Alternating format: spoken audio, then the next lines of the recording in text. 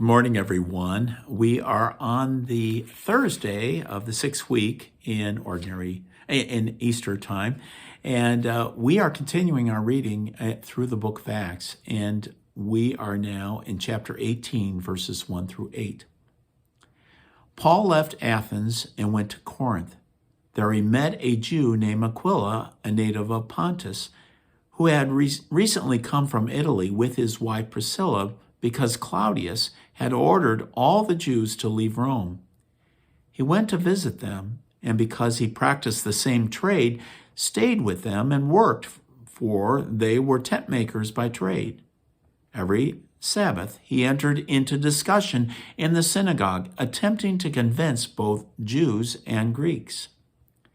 When Silas and Timothy came down from Macedonia, Paul began to occupy himself totally with preaching the word, testifying to the Jews that the Christ was Jesus.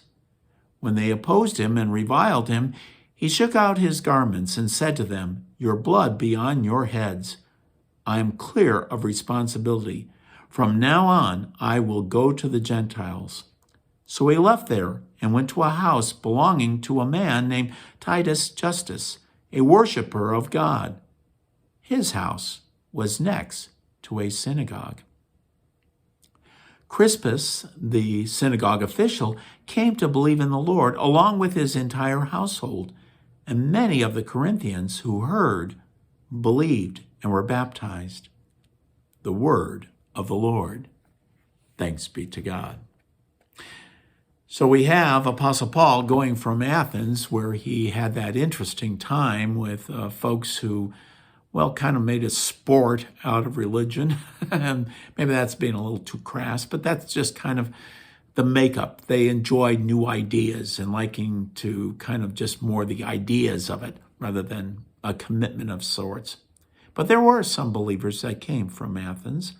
And then he comes to Corinth, and in Corinth he spends a great deal of time. Over a year he's there in Corinth. And he spent some time, doing his tent making. In other words, he needed money in order to live there. And so presumably, Priscilla and Aquila had this shop at the lower floor. Maybe they rented the building. And then they had the next floor, their place, their apartment. And then Apostle Paul had another one, maybe up higher or vice versa. But at any rate, they lived probably right there where they had their business. And then when we have both Timothy and Silas coming back, then we see a much more concentrated work in the church there in Corinth. It's interesting that he debated the notion of Jesus being the Messiah, and then he shakes off the dust off of them and says, "It's on your own shoulders for all this." And then the next verse it says, and then he goes into the house, next to a synagogue. Hopefully it wasn't the same synagogue where he shook off his dirt, because he says, "Oh, hello, I'm here again." But at any rate, he is continuing his work in this place of Corinth.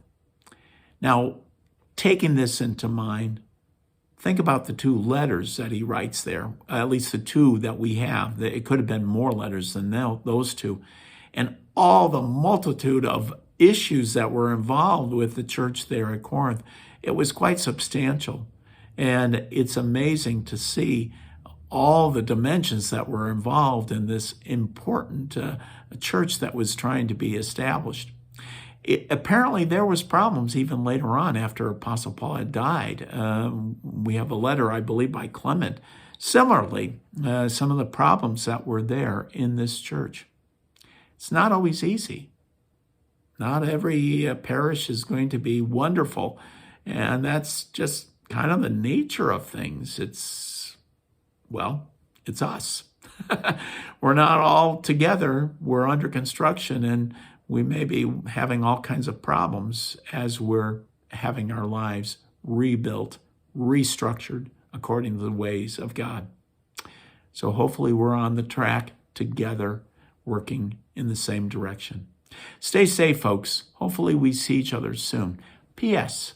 I'm going to add an additional little YouTube that drive-by history on Paul and the city of Corinth. Hopefully you'll enjoy that one too. Bye for now.